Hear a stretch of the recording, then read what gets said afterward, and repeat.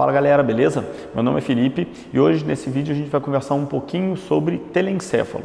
Então, quando a gente divide o sistema nervoso central, durante a formação embriológica do sistema nervoso central, a gente vai ter a divisão em prosencéfalo, rombencéfalo, mesencéfalo e rumbencéfalo. O prosencéfalo depois ele vai se subdividir em telencéfalo e diencéfalo. O diencéfalo vai corresponder então às estruturas internas, ou seja, tálamo, hipotálamo, epitálamo, subtálamo, todas as estruturas abaixo do cérebro. E quando a gente pensa então no telencéfalo, a gente vai estar falando então do cérebro propriamente dito e algumas estruturas como o corpo caloso, tá? Então, falando um pouquinho do telencéfalo, ou seja, falando um pouquinho dessas estruturas então cerebrais, a gente vai ter primeiro a formação, a divisão desse meu cérebro em dois hemisférios cerebrais. Então eu vou dividir o meu cérebro em hemisfério cerebral direito e hemisfério cerebral esquerdo. Então ele não é cortado, ele é separado por uma sutura, na verdade uma fissura chamada de fissura longitudinal, que separa então os dois hemisférios cerebrais em dois hemisférios cerebrais homólogos. Na verdade eles são anatomicamente ou estruturalmente homólogos, semelhantes. Só que, na verdade, eles não têm a função ou exatamente as mesmas funções. Isso pode ser muito percebido quando a gente pensa, por exemplo, de motricidade. Então, cada hemisfério cerebral ele é responsável por comandar um lado do corpo. Então, o meu hemisfério cerebral direito é responsável por comandar a motricidade do meu lado ou do meu dimídio esquerdo. O meu hemisfério esquerdo responsável, então, por comandar o meu dimídio direito. Essas informações, então, elas se cruzam, esses axônios, eles se cruzam no bulbo, no que a gente chama de decussação das pirâmides bulbares. Decussação é cruzamento das pirâmides bulbares, é a altura do bulbo, então, que esses axônios eles estão cruzando de um lado para o outro. Então, eu posso falar, então, que eu tenho cada hemisfério cerebral comandando a motricidade de um lado do corpo. E a gente pode perceber, então, que a gente pode ser destro ou sinistro, destro ou canhoto. Então, quando a pessoa é destra, a gente pode falar que ela tem mais habilidade motora do lado direito. O que significa isso? Que ela tem uma predominância hemisférica esquerda. Quando a pessoa é sinistra ou canhota, significa, então, que ela tem mais habilidade motora do lado esquerdo. Consequentemente, ela tem uma predominância hemisférica motora do lado direito, tá? Então, apesar deles serem semelhantes morfologicamente, funcionalmente eles são diferentes. E aqui a gente vai ter um ponto de transição de informações entre os hemisférios, tá? Só que algumas informações cruzam. Que ponto de transmissão ou que ponto de transição é esse? Então, aqui, se eu estou olhando essa parte aqui toda, que ainda é do cérebro, tudo isso aqui ainda é região externa do cérebro, tá? A única parte que é cortada e que vai aparecer aqui vai ser esse carinha aqui que é chamado de corpo caloso. Então, o corpo caloso, a comissura anterior e a comissura posterior que aparecem aqui, tá? Então, corpo caloso, comissura anterior e a comissura posterior são pontos de transição diferentes entre os dois hemisférios cerebrais, tá? Esse meu corpo caloso, se a gente for perceber, ele tem uma coloração mais esbranquiçada, tanto ele aqui, quanto todas então as comissuras. Comissura anterior e comissura posterior. Por que ele tem uma coloração mais esbranquiçada? Porque a coloração esbranquiçada, então, ela é derivada da mielina. Então, isso significa que o corpo caloso, assim como as comissuras anterior e posterior, são formados por axônios que estão cruzando, levando informação de um hemisfério cerebral para o outro. Esse corpo caloso, como ele é grande, ele vai ser dividido ainda em porções. A porção anterior do corpo caloso a gente chama de joelho do corpo caloso. A porção intermediária a gente chama de corpo do corpo caloso. A porção posterior a gente chama de esplênio do corpo caloso.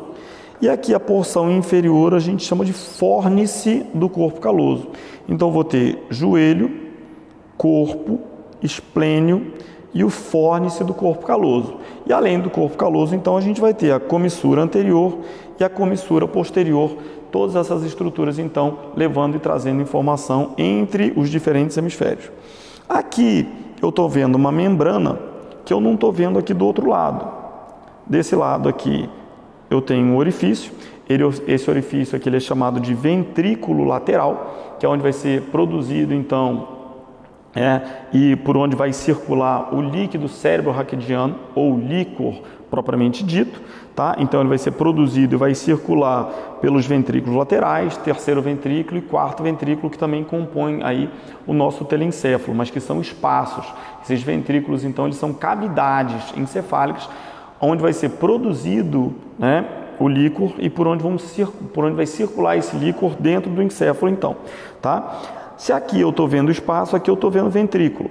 Se nesse outro aqui eu não estou vendo espaço, significa que eu estou vendo o septo, que separa o ventrículo lateral direito do ventrículo lateral esquerdo. E esse septo, então, ele vai ser chamado de septo pelúcido, tá? Então, o septo pelúcido, o corpo caloso, joelho, corpo, esplênio e fórnice, comissura anterior e comissura posterior, tá? Então a gente vai começar a dar uma olhadinha aqui, agora nesse nosso cérebro, nesse nosso telencéfalo, com uma vista lateral. Então, primeira coisa que a gente notou aqui, que ele foi dividido então em direito e esquerdo, o único corte feito então vai ser lá no corpo caloso. Então nesse vídeo aqui a gente vai falar um pouquinho dessas estruturas então, né, em vista lateral. A gente vai perceber que esse nosso cérebro, ele parece que ele é todo enrugadinho, ou seja, ele vai formar proeminências e vai formar pequenas depressões. Cada proeminência vai ser chamada de giro cerebral. Cada depressão vai ser chamada de sulco cerebral. Por que é tão importante, ou qual é a função desses sulcos e giros? Toda a parte externa do cérebro é formada por substância cinzenta. E essa substância cinzenta a gente vai chamar de córtex cerebral. Por que é tão importante? Porque na substância cinzenta, ela é cinzenta porque ela vai ser formada pelos corpos, e nos corpos é que a gente vai ter a geração de carga elétrica e as sinapses. Então a parte mais importante, se isso aqui fosse o meu computador, o meu processador desse computador seria o meu córtex cerebral. Quanto maior a área de córtex, maior a função que eu vou ter, é muito importante que eu tenha uma área cortical grande. Só que o meu cérebro tem uma delimitação estrutural, que é a calota craniana. Então, para caber uma parte de córtex grande dentro de uma calota craniana relativamente pequena, é como se esse meu córtex ele tivesse que ser todo amassado ou todo dobrado. A partir desse momento, então, a gente vai ter a formação, então, dos giros e dos sulcos, que são as depressões. Esse meu córtex cerebral, então, em vista lateral, cada hemisfério cerebral, a gente vai dividir ele em 5 lobos principais. Então, aqui eu vou ter um sulco, que ele vai ser chamado de sulco central. Anteriormente ao sulco central, a gente vai ter o nosso lobo frontal. Se eu for falar de lobo ou de característica de lobo, o meu lobo frontal ele vai ter algumas funções específicas. E elas estão relacionadas à cognição, ou seja, a nossa capacidade de memória, de aprendizado e as nossas inteligências, ao comportamento, que está associado então ao nosso polo frontal, e à nossa motricidade, que está associada então às regiões posteriores então do córtex frontal. Se a gente olhar aqui o sulco central, ele está separando o lobo frontal do lobo parietal. Bem na frente do sulco central a gente vai ter o que a gente chama de giro pré-central. O giro pré-central também é chamado de área motora primária ou área 4 de Brodmann.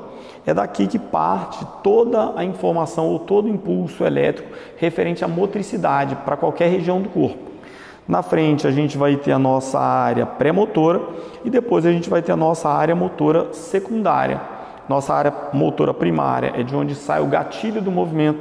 A área motora secundária vai ser a nossa área responsável então pelas nossas memórias motoras, do mesmo jeito que eu tenho memórias sensitivas, então eu tenho memórias referentes aos movimentos que eu sei executar, e aqui vai estar a nossa área motora suplementar, ou nossa área pré-motora, que vai ser a responsável então pelo planejamento do movimento. E eu vou ter mais uma área motora importante, que vai estar localizada aqui, que a gente chama de área de Broca. A área de Broca, então, que está localizada no lobo frontal também, bem acima do polo temporal, ela é a área responsável pela motricidade da fala, ou seja, por determinar então os movimentos de língua e, consequentemente, organizar então os movimentos da fala. Tudo que é referente à motricidade, então, está sempre associado ao córtex frontal. Depois, do sulco central para trás, a gente vai ter então o nosso córtex parietal, que vai ser dividido em lobo, giro parietal superior, giro parietal inferior.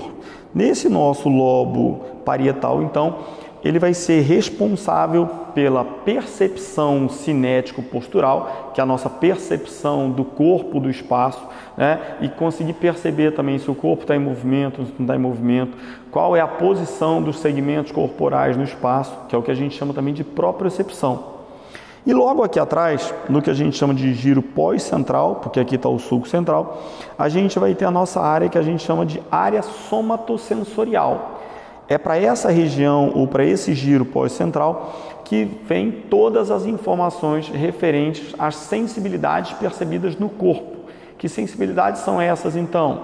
Tato, dor, temperatura, pressão, vibração, tudo que é captado no corpo vem para cá, tá? Para o nosso giro pós-central. Agora, a percepção corporal, a propriocepção, então, vem para a região posterior então do lobo parietal. Um pouquinho mais para trás, a gente vai ter um outro importante sulco, que vai ser chamado de sulco parieto-occipital. Então, ele vai estar separando o lobo parietal do lobo occipital. E lá, posteriormente, então, a gente vai ter o nosso lobo occipital. O lobo occipital, ele é tão importante porque ele está associado, então, com a nossa função visual, ou com a nossa visão propriamente dita. E a visão é o nosso principal dos sentidos. Então, é através da visão que a gente se orienta no espaço. Então, a gente tem uma representação cortical, ou uma área cortical destinada a essa função específica da visão, que ela é muito significativa. Por isso, a gente vai ter uma tendência a se orientar muito através da visão.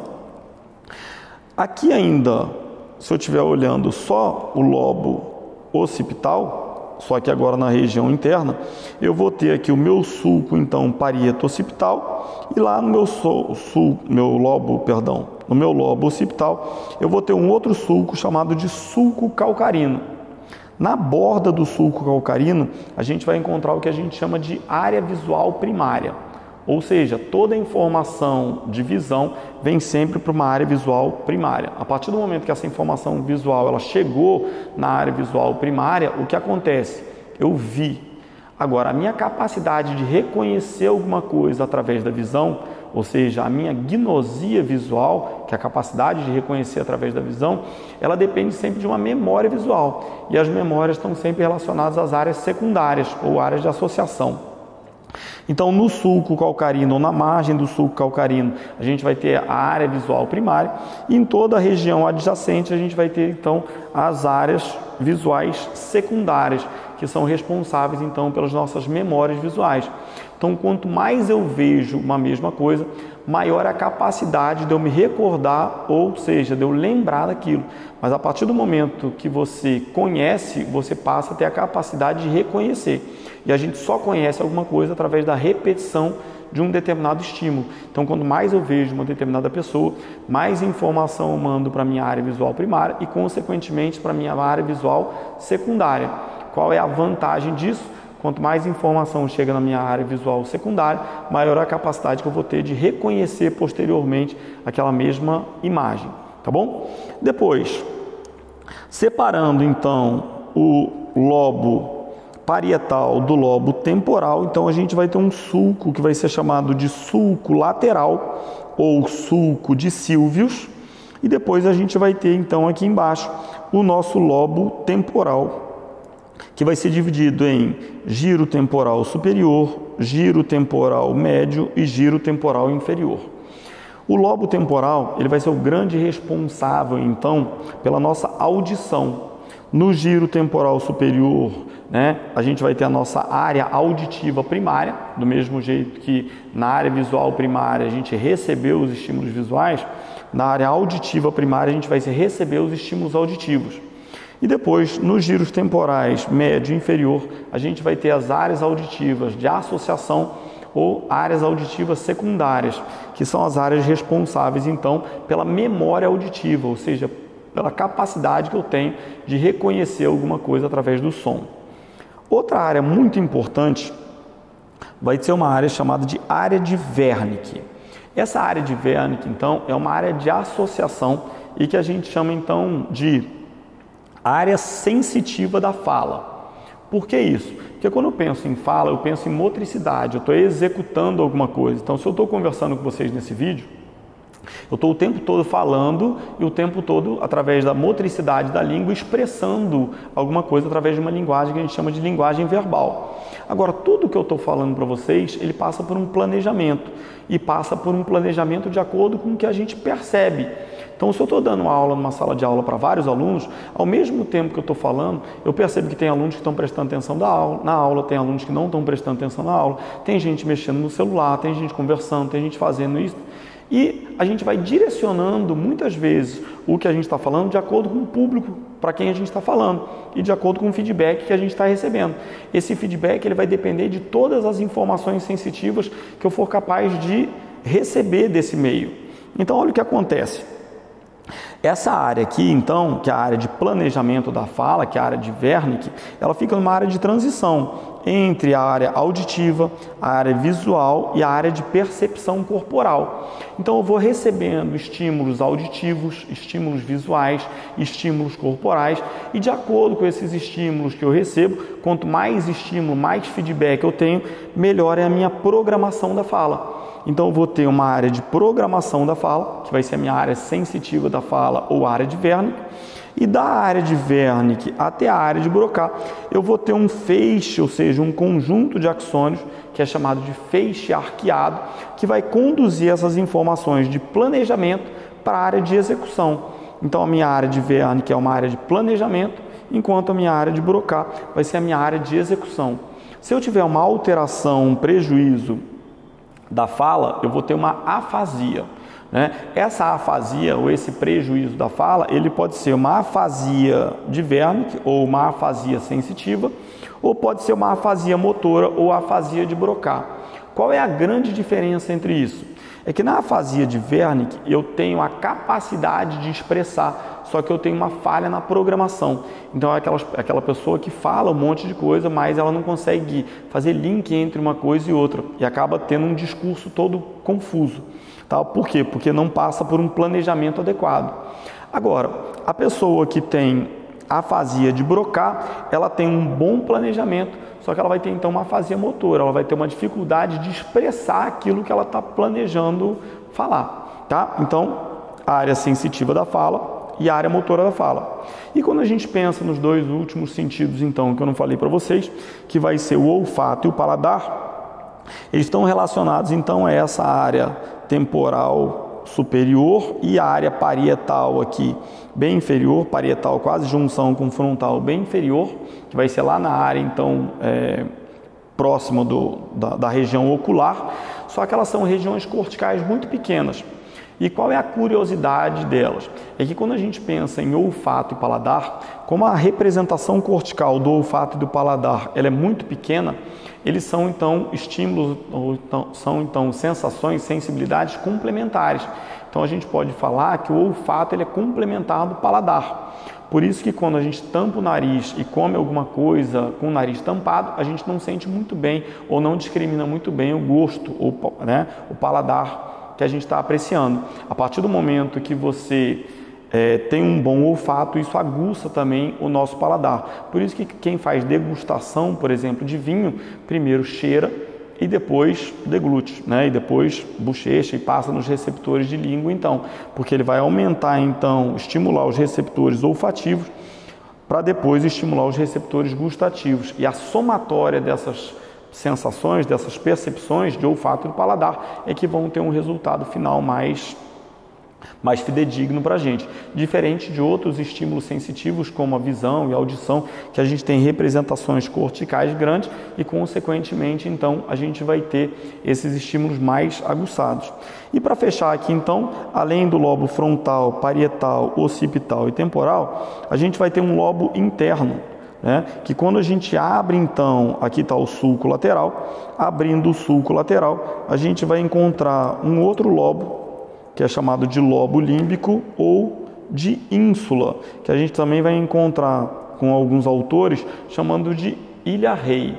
Essa ínsula ou ilha-rei, então, é o lobo cortical que está relacionado então com as emoções, tá? Então a gente chama de lobo límbico e essa parte então, né, interna relacionada ao sistema límbico, né, ou a nossa ínsula, a gente vai estudar mais quando a gente estiver gravando nossa videoaula falando sobre sistema límbico e sistemas reguladores das emoções, beleza? Com isso a gente fecha essa nossa primeira videoaula falando de telencéfalo, mais especificamente dividindo esse telencéfalo então em lobos, né, cerebrais, né, áreas corticais específicas, sempre falando então da parte externa do nosso córtex cerebral. Espero que vocês tenham gostado. Então, nosso material completo vocês têm acessando aqui o nosso site, filipeanatomia.com.br. Aqui vocês vão encontrar tanto a nossa videoaula, quanto material em texto e também banco de imagens. Aqui vão aparecer para vocês as nossas redes sociais, que é onde a gente está sempre divulgando tudo que a gente está fazendo de novo, tanto aqui no nosso canal quanto no site. E se vocês gostaram do nosso vídeo, se vocês têm acompanhado nossas aulas, se inscrevam no nosso canal, deixem seu like e ativem o sininho de notificação, que a cada semana a gente está postando material novo para vocês, beleza? Um abraço e até a próxima aula.